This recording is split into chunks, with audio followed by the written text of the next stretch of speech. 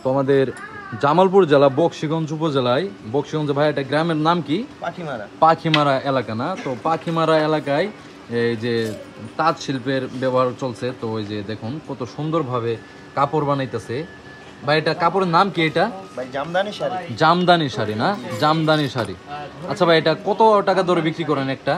এটার দাম আপনার পাইকারি দাম হলো সর্বনিম্ন 12,000 টাকা। পাইকারি দাম হচ্ছে সর্বনিম্ন 12,000 টাকা। আসলে যে ভাই ওই যে মেশিনে যে কাপড়গুলা বানায় ওইগুলা পরার যে একটা মজা, আসলে এটার একটা অন্যরকম মজা, ঠিক না? এর জন্যই কিন্তু আসলে এটার দাম বেশি।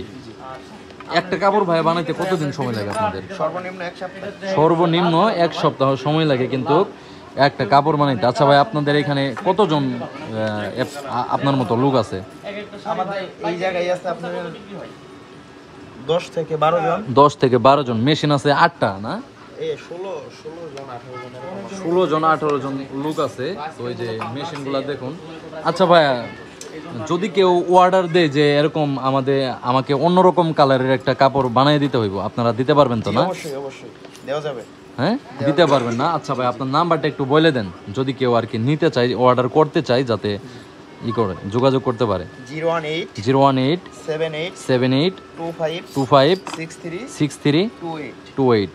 এই নাম্বারে যদি আপনারা আসলে আপনাদের পছন্দ মতো বানানো কাপড়ের যে কি একটা মজা, এটা যদি আসলে বুঝতে চান এবং কি পরতে চান, অবশ্যই ভাইদের সঙ্গে যোগাযোগ করবেন। একদম হাতে কাপড় বানিয়ে দিবে তারা, একদম নিখুঁতভাবে আসলে কাজ করে দিবে।